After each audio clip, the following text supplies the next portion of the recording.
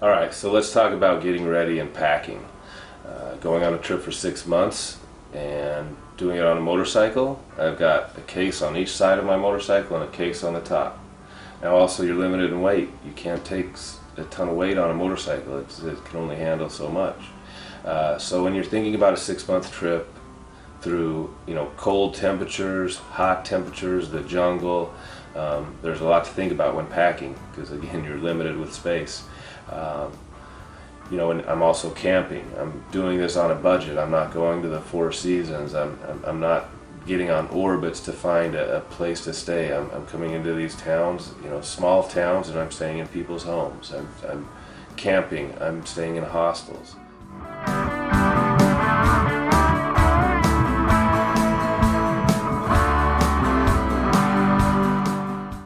We're back again with whereiscoby.com. Let's talk about packing though. So boots are important. You never want to get hurt in another country, so I've got Gaerne full boots that strap on and they're really strong so you don't hurt your ankles. It's a big heavy bike. If you put your foot down on the road and you've got regular shoes, you're in for a lot of trouble. So this is important. They're waterproof also, and so that's important. Next thing is I've got heated gear here. So heated pants plugs into the bike, the jacket plugs into the jacket, same with or into the pants. The gloves plug in here, but this is important if you get up into the Andes. I mean, the Andes is taller than the mountains. Well, I'll be riding taller than any mountains that are even in the US, I hope. So here's the gloves, very important. You don't want cold hands. Sleeping bag. So this sleeping bag is good to 0 degrees. I bought this one too because it also opens up. It will zip together with another sleeping bag. It opens up the sides to actually vent in air, so it's good in the jungle, whatnot. This is actually my pillow. Folds out. There's nothing worse than waking up with a kink in your head, so I've got a pillow and a blow-up pillow in this sleeping bag. This is my chair, so this is a simple fold-up chair. It looks like that when it comes out, but it's fairly small.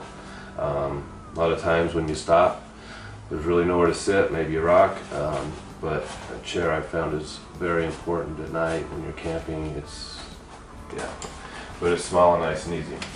My tent, just a cheap Coleman tent. I know a lot of people buy $300-400 tents. This has been fine for me. I also some people buy a 1-person tent. It's a 3-person tent. I like to be able to put my stuff in there at night when, and kind of lock it up. And also, it makes it look like you're with a bigger group. I'm going on this trip solo, so in a tent with, you can fit 3 people and people don't necessarily know what's in there. If it's 1, 2, 3, whatever. So that's my thought behind that. Just a couple microfiber cloths to kind of wipe my bike down and things down with. Now this is my whole actual cooking kit. So this is my pot, and inside here, I'll show you, is actually my stove. And that's my whole cooking everything. So I figure I can boil water in there, eggs, whatever I need to do. But that is my whole cooking kit. Here's my utensils and my spatula. It's pretty basic. Now what's cool about this is it actually runs off any kind of gas. So if you look here on my top case, I've got, the stove will run off regular fuel, white fuel, anything. So I've got 2 containers here, and I'm just putting regular gas in that. And what that will do is that will allow me, to carry extra fuel. If I run out of gas, at least I've got a gallon to get somewhere. My bike carries 6.3 gallons, so I hope that's not a problem, but you never know. Okay, this right here, you might ask why I got such a smaller cable. I think in a lot of these countries, theft is big, but it's just the petty theft. You don't want to have anything not strapped down, and so everything I have can be locked up. Now what this is for is so that if I get off my bike, I can lock my helmet, I can lock my gear, I can strap this around, lock it all to my bike, I can lock my bike to a wall. Somebody just can't come grab it and push it away. They've actually, got to have bolt cutters and whatnot. Now if they have bolt cutters, it doesn't matter if it's, I think, 5 times this size or this size, they're going to get into it no matter what. First aid kit. Okay, I don't know if you guys have went out and looked at first aid kits, but they all suck. They're filled with a bunch of junk you don't need. So I bought a compress, you know, if I sprain my ankle, my arm, whatever, pretty simple. I've got cough drops here. This was important, I thought. It was a clotting sponge. You know, if I'm out somewhere and I crash, this sponge it's a fast clotting for any major injury I have. If I'm cutting my arm, I can't stop it, so I think that's pretty important. Hey, these were some presents on the way out of here. You know, I guess you never know what you're gonna happen. You know, 40 years old and single, you gotta be prepared there. Band-aids. Okay, I've got this is Travelers for Travelers Diarrhea. It's one cycle, so if I get sick, whatnot, I start taking this for a few days. Anti-itch cream for bug bites, whatever. Hydrocortisone cream. Eye drops. You want to be able to rinse out your eyes if you have problems. I got a little it's eye wash. Now this is important here. What this is this is a malaria pills. So anytime I get into a malaria zone, or you know where there's possible malaria, I start taking this until I'm out of that zone. These pills are about $5 each, but I think it's better than getting malaria. Got some gauze, a cap to put stuff in or whatever. Right here is a burn kit, so I've got hydrocortisone and burn, you know, different things for a burn kit, topical burns, which if you ever have been on a motorcycle working on it, I'm probably going to need this. Right here is, you know, in some of these mountains you get up into, you get altitude sickness, so I've got some altitude sickness pills.